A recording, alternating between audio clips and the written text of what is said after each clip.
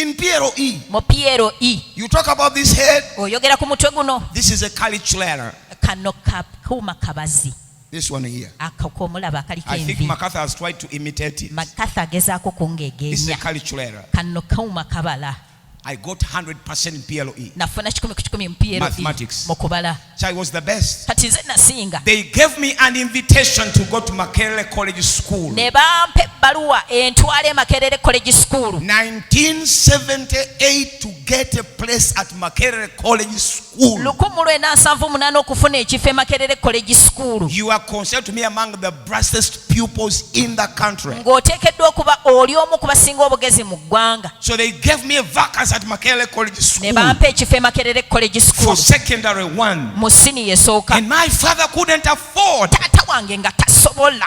He failed completely. Yalemererwa. He tried whatever he could. N'agezaako kyonna ky'asobola. My mother tried whatever he could. Maama naye n'agezaako. And I lost the Makerere College School. Bannange n'enfiirwa Makerere College School. I think Makerere College was better than King's College by Ndowooza that time. Makerere College mu bire bye yali esinga King's It was College. among the best in Uganda. Kubanga nali omu ku basinga mu Uganda. I don't know how Makerere College School is now, Simanyi bw'eri kati. but I remember those times. Naye ebiro ebyo bye nzikuta. And it was embedded right in Makerere University. Ate ng'eri munda mu Makerere University. Inside Makerere University. Munda mu lukomera lwa Makerere So I University. went back home to dig Ne nzirayo eka with my father. ne taata wange. I dug December.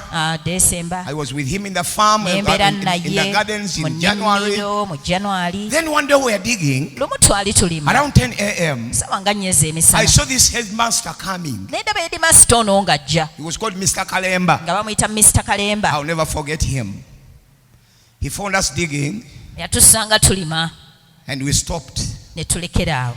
And he talked to my father N'ayogera ne taata wange. and he said, I would like to sponsor this child Nagamba. to repeat P7 Njagala nyamba omwana ono muweerere addemu P7 so that at the end of the year, nti ku nkomerero y'omwaka I would have gotten him a sponsorship to go to secondary one. mbe nga nsobola omufunira sponsorship agende mu siniya esooka. So my father agreed. Taata n'akkiriza. I went back to P7. Ne nziramu ekyomusanvu. Can you imagine somebody who got 4 aggregates Gwe oyinza okikubaganyamu omuntu eyafuna aggregate 4 in P7? mu kyomusanvu He's repeating the ate same class. bamuzza mu kibiina. I was like doing corrections Ninga yali akola and collections revision. n'okuddamu okwekakasa.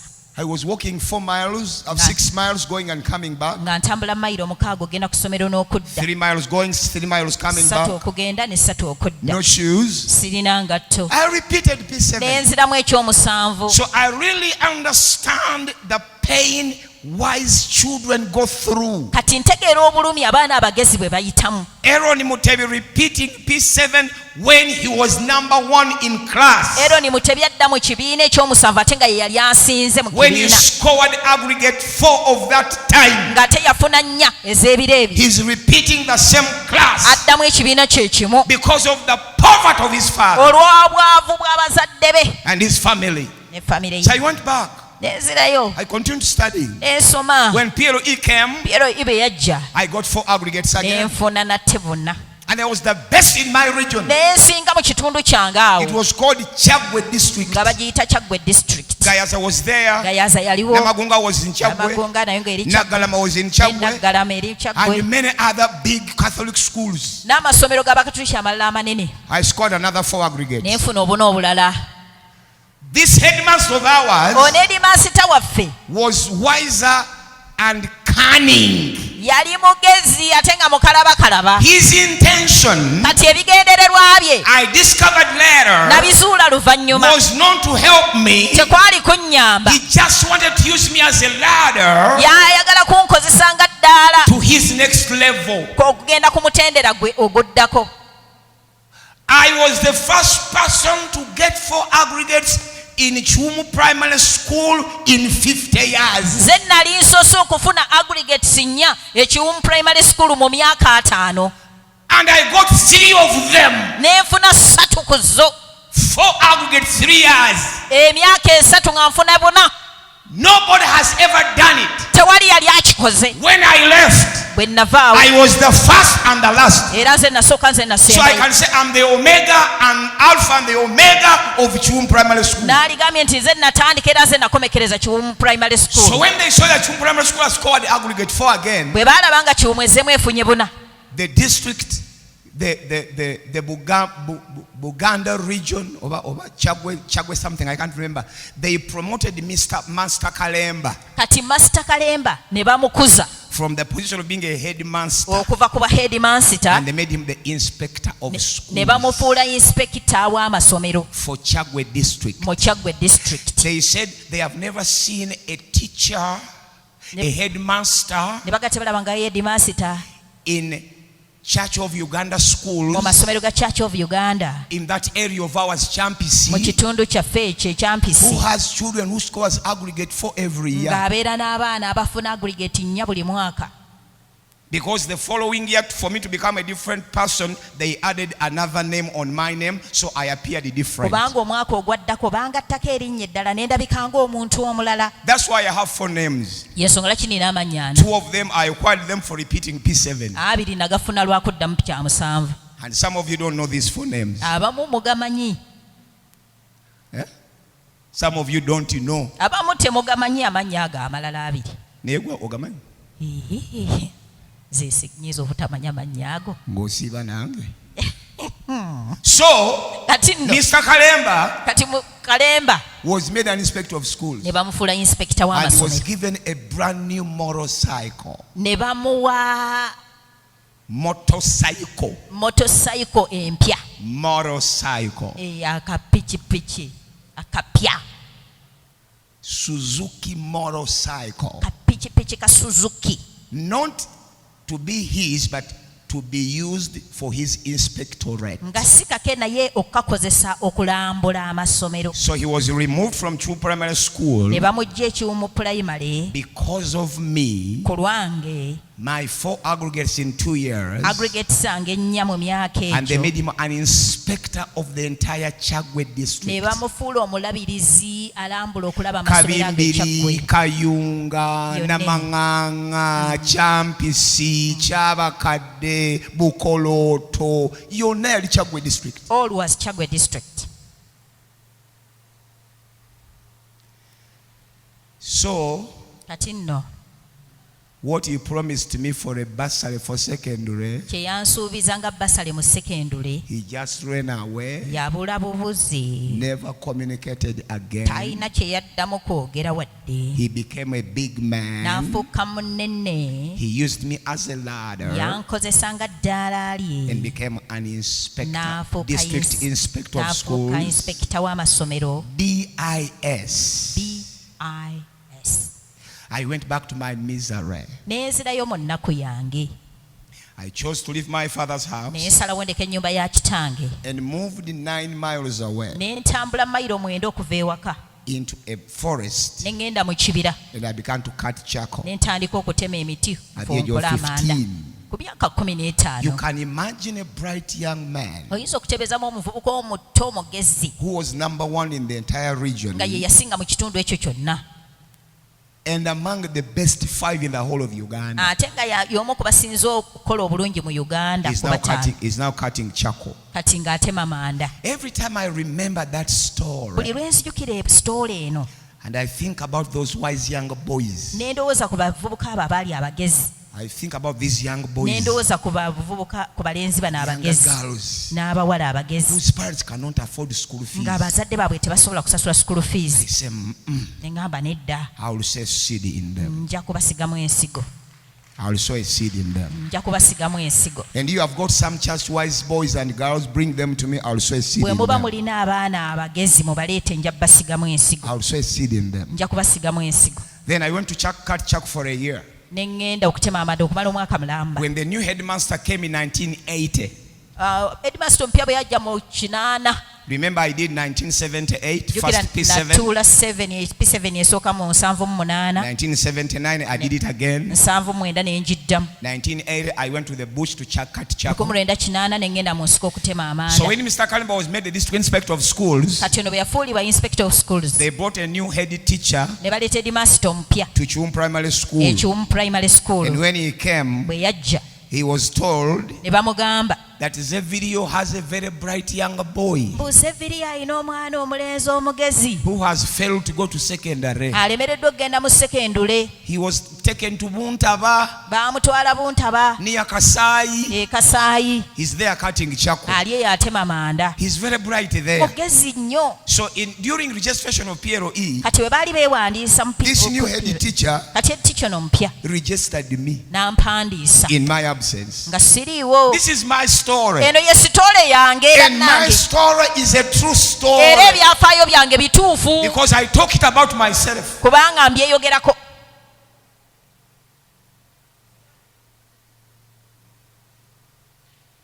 My English teacher was called Teacher Kamuhanda. Oluzungu, My English teacher omusomesa wange was oluzungu called Teacher Kamuhanda. bamuyitanga Teacher Kamuhanda. My mathematics teacher was called Teacher Sozi. Ow'okubala baali bamuyita Sozi. Bane kambabulire. Emiteri. I was so intelligent in mathematics. Nali mugezi nnyo mu kubala. Nga ndagirira n'omusomesa ku I could blackboard. even direct the teacher on the blackboard. Zaga magezi sigala banga. I have never seen such wisdom. Nga ndagirira ne teacher I could give them kyakoze ekikyamu. instruct Olumu the nga teacher nvaawo of what n'ekibooko wrong they have done. n'oluyi. Sometimes they could beat me, Naye nga mulagiridde. but when I have corrected them. So headmaster n'omupya So the new headmaster registered me also naye naddamu in n'ampandiisa my absence. nga siriiwo. During November, Kati mu gwe-11 awo they sent a letter baweereza ebbaluwa to my father. eri kitange. You know, in those days, letters we were traveling in buses. Kati ebiro ebyo ebbaluwa zaatambuliranga mu baasi. You put a letter in the bus, Ne bateeka ebbaluwa mu baasi. then when they reach a stage, Batuuka ku stage like abata ababiri, nga kwe bayita. somebody throws the letter through the window, Omuntu n'asuula ebbaluwa okuyita mu ddirisa. and then the villagers come and pick it. Ab'oku kyalo ne bagironda. People were so trusted in those years. Abantu nga beesigika nnyo ebiro ebyo. You read N'osomako to Mr. Zevirio nti Katongole. egenda wa Zevirio Katongole. They take directly to Ne Zevirio. bagitambuza paka ewa Zevirio. But throw that letter today. Naye leero gisuulewo. Nze mu myaka zaffe balo bazitambulizanga mu basi. In our days we could send the letters through Era nga buses. batuuka wali e Nakasajja, batuuka e Nakkumbo, batuuka e Kyampisi ne Mulungi omu, agiyisa mu ddirisa bw'ati When they could n'agikanyuga. reach there, they just send it Abantu through ne the window. bajja ne basomako People could come and read on it ne bagamba eno egenda waakireewo and e say it's going to Kaseenene. Akireewo at Kaseenene. Nga bafuna omuntu ng'agitwala And ewaakireewo. somebody could take it to. Abantu baali beesigwa bannange. The people were faithful those days. Oba obubbi mwabujja wakati. I don't know where you got that kind of theft from. Ye maama abantu ababba ekimu eky'ekkumi obayita People baakuzannya. who steal tithes, they are not a joke. Omuntu abba Katonda omuyita waakusaaga. Person who steals from God, Aba waakusaaga oyo. it's not a joke. Omuntu abba Katonda asobola okubulema okubba omutwalo oguli mu bbaasa. If you can steal from God, you cannot fail to Nga steal batwala 10,000 bbaluwa wa in heaven. taata. So they could take the letter to my father. Bagenda okugisoma When they read it, ng'egamba omwana wo they twamuwandiisa said, we registered your son okola PLE to sit for PLE. mutukimire Please collect him for us ajja atuule. to come and sit for exams. Bibuuzo bwe batuuka nga bankima So when the exams reached, they collected me. nga nzirayo mu kiraasi. I went back in class. Sisomye mwaka I've mulamba. not studied for the whole year. Musajja The yampandiisa man registered me. nga ntuula bibuuzo I sat for exams. nga nziramu nga nfuna endala. Again, I received 4 aggregates.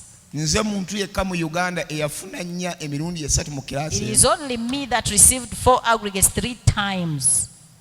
Naye newankubadde nafuna nnya ey'omundi ogwokusatu Though I got 4 aggregates the 3rd time, era saagenda mu secondary I school did not join the secondary school. up to today. Mpaka kaakano.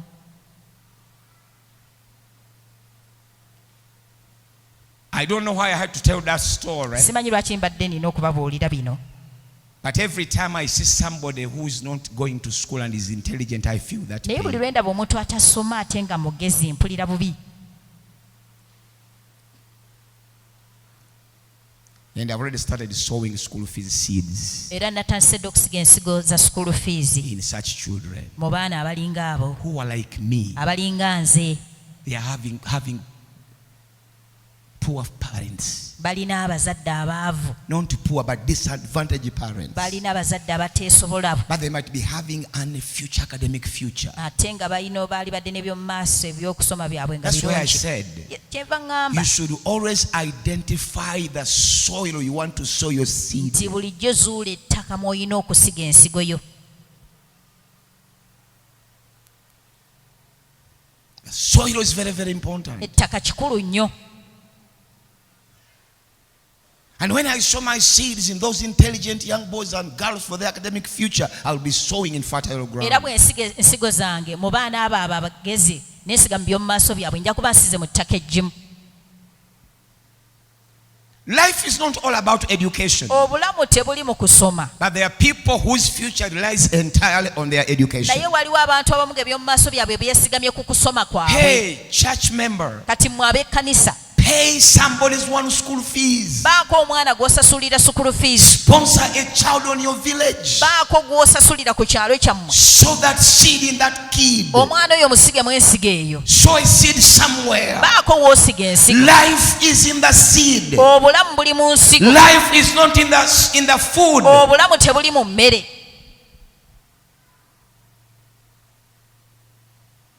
So in tough times, Kati mu biro ebizibu we must understand the principle of sowing. tulina okutegeera ennono y'okusiga. Do not eat everything that comes your way. Tolya buli ekijja gy'oli, Because some of the things you are going to eat kubanga ebimu by'ogenda okulya are actually not food. si mmere, They are seeds nsigo for your future, ku lw'eby'omu for your maaso byo, destiny. ku lw'ebyamagenda go. Tough times Ebiro ebizibu requires sowers. byetaagisa abasizi. Psalms 126 and verse number 6. Zabbuli 126 olunyiriro lw'omukaaga. What does the Bible say? Bayibuli eyogera ki To those who are going to sow, eri abo abagenda okusiga? read Psalms 126 and verse number 6. Musome Zabbuli 126 The olunyiriro Bible says, lw'omukaaga. Bayibuli he egamba that goeth forth weepeth, nti oyo agenda ng'akaaba bearing precious seed, nga yeetisse ensigo ez'omuwendo, shall doubtless come again with rejoicing, bringing his sheaves with nti him. awatali kubuusabuusa ajja kukomawo nga yeetisse ebinywa. When we are going to sow, Bwe tuba tugenda okusiga, what is the small basket? Let me take this one. When we are going to bwe sow, tuba tugenda okusiga having precious seeds in our nga tulina pockets, ensigo ez'omuwendo mu bibbo byaffe, we go weeping. tugenda Do you tukaaba. know why we go weeping? Omanyi lwaki tukaaba? It's because the seeds we are taking to sow Kubanga ensigo z'otwala okusiga are actually food. mu butuufu mmere. The seeds we are taking to sow Ensigo z'otwala okusiga are actually food. mu butuufu mmere. You are just sacrificing it, Osaddaaka busaddaasi not to eat it, oleme kugirya, but it is food. naye nga mmere. You say, for the sake of the future of my family, N'ogamba nti olw'eby'omu maaso bya famire yange I'm not gonna eat it. sigenda kulya. So you go weeping. Kati nno n'ogenda ng'okaaba.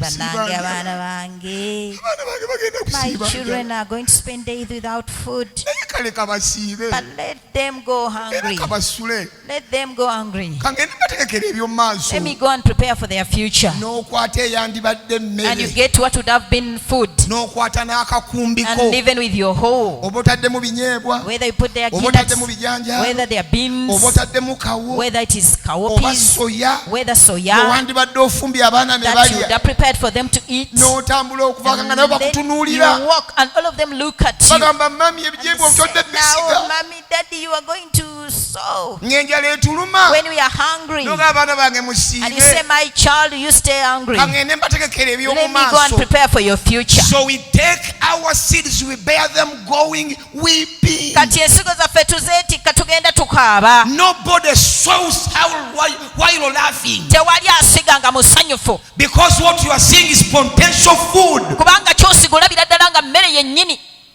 This man sold 20,000 shillings in me. Ono omusajja nsizemu emitwalo 2. He would have taken to Flight Motel Yeah. after lunch Yali situdde ku flight motel nga service ewe, and enjoy it. n'agenda n'anyumirwa. Actually, this is the buffet at Flight Motel. Eno bufe wali ku flight motel. Esatu. Twaspending esatu Bagyongeza. oli. Bagyongeza. Kale. Naye era waliwo arakati gyegula. At Teddy is here. Wano ewa Teddy. These are 5 meals Zino miruzi 5 of matoke and rice and Irish potato and meat, because it's 5,000. Ya mutwalo. Kale ne bakuba mutwalo, these are 2 meals. Ali amu 2. Golowooza azimpadde wano abatasobola zirya. Do you think the one who has given it to me couldn't eat it? Kati yasinga obugagga wano. Is he the richest here? Nedda. Ategedde alina okusiga. He understood that he had to sow. Tusiga ensigo zino nga tukaaba. We saw these seeds while crying. Neewulya Bayibuli bw'egamba. But hear what the Bible says. But shall doubtless come again, Nti naye nga tebabuusabuusa bajja kukomawo rejoicing, nga bajaguza, bringing his sheaves. nga beetisse ebinywa. A sheaf, Ekinywa. one maize seed, Ensigo emu ey'akasooli brings 120 seeds. ereeta ensigo 120. What about an acre? Kati ate eka It brings a truck ejja kuzaala lwola ennamba of fruits. ey'emmere. You may suffer today, Oyinza okubonaabona but leero, because you sowed your naye seed, olw'okuba nga wasize ensigo you yo are having a bright future. olina eby'omu maaso ebitangaavu. Life requires sowing. Obulamu bwetaagisa okusiga. Tough times requires sowers. Ebiro ebizibu byetaagisa abasizi.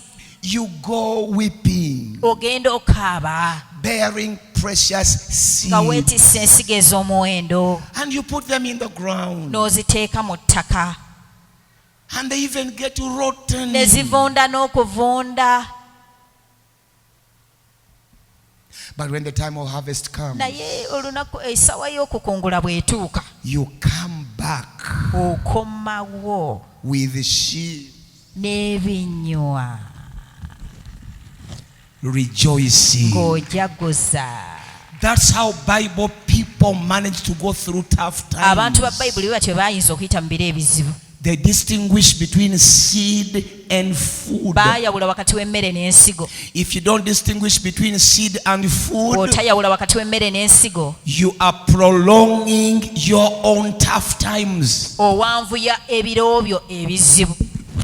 Tough times can be cut short by sowing seeds. Osobola okubiyimpaya ng'osiga ensigo. Teach yourself to become a sower. Weeyigiriza okubeera omusizi. Look for somebody where you can sow your seed. Noonya gw'oyinza okusigamu ensigo yo. Everybody might not be doing well. Abantu bonna bayinza okuba tebali bulungi. Even government is not doing Ne well. gavumenti teri bulungi. Government is borrowing every here and then. Gavumenti eri mu kwewola wano na wali.